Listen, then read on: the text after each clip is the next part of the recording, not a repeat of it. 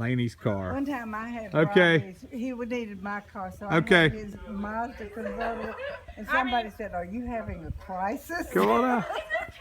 She was. Hey, Miss No, Ashley. she was full. She was. I've seen her. Oh my God! Come on. Come on out. Come see it. You're not gonna believe it. You're not gonna believe this. It's a car. Oh my gosh. It's a car. It's a car. You got a car, Laney. There it is. In the driveway. Congratulations, sweetie. You did a car. You wanted a car, right?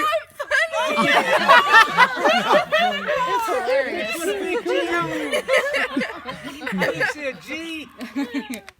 Look at that. You can take that with you anywhere. That's hilarious. It was a car. You were No maintenance. No maintenance. Don't have to worry about Very it. little maintenance. Oh, by the way, it makes noise too. It honks. Is that how you're going to take care of your new car? I'm not reading this. Just read the important part.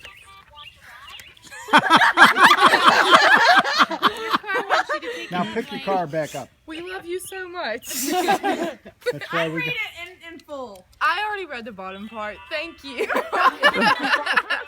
What is it?